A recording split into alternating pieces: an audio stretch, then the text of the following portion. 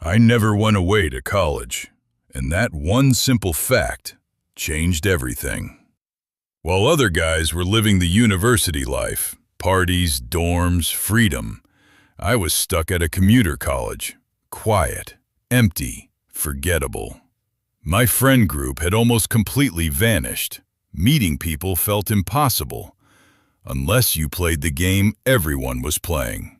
Tinder, Bumble, Instagram. So that's what I did.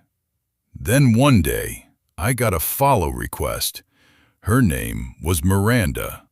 Even from a single profile picture, I could tell she was stunning. I followed back. She accepted instantly. And before I could even process what was happening, she slid into my DMs. She said she found me on Tinder, said she thought I was cute. I remember my face breaking into a grin. She seemed real. 4,500 followers, hundreds of posts, photos going back over a year, likes, comments, all of it looked legitimate. We talked for days.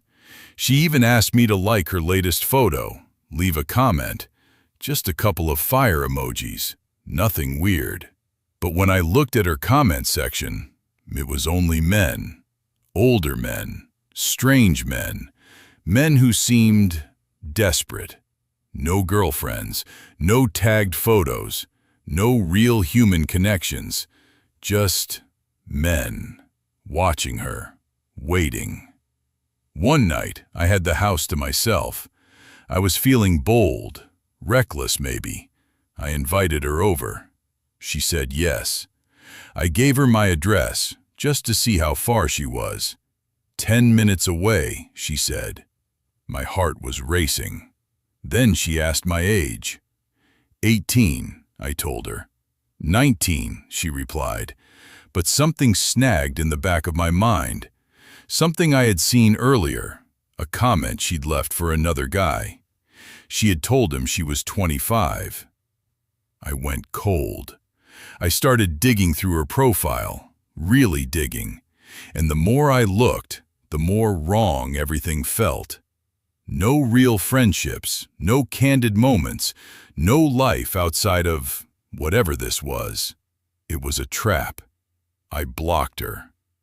10 minutes later, my phone exploded. 3 accounts, all fake, all with fewer than 50 followers, all sending me messages that felt like threats. I replied to one. The response came back instantly. Unblock Miranda. I blocked them all. Frantically unsent every message, especially the one with my address. Switched my account to private. And then I sat there in the silence and tried to convince myself it was over.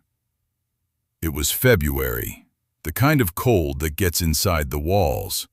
The heaters were clicking, that familiar rhythmic sound. But later that night, lying in bed, I heard something else. Something from the living room. Heavier, different. I didn't check. I told myself it was nothing. Eventually, I fell asleep, but not for long. Something woke me. You know that feeling when a sound pulls you out of sleep and your mind catches up a few seconds later. Your body's already alert before your eyes even open. That's what happened. I sat up. The heater was still clicking, and I looked toward the corner of my room. At first, I refused to believe it, but then my eyes adjusted and I saw it clearly. A figure, standing perfectly still in the darkness, grinning. I didn't scream. I couldn't.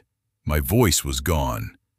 I threw myself out of bed, ran out the front door, barefoot, into the snow. I hammered on my neighbor's door until they answered. I told them someone was in my house. They let me use their phone. I called 911. The police searched every room, every closet, every corner. They found no one. All the doors were locked, every window secured, except one. A window at the back of the house, left unlocked. They said it was probably a hallucination, something that can happen in those first seconds after waking, when the mind is still half dreaming. They had a name for it, a clinical explanation. I stayed in that house until morning, didn't sleep another minute. A few months later, Miranda's account disappeared, completely, like it had never existed. And to this day, I still don't know. Was it a hallucination? Or did whoever was behind that account actually find my address?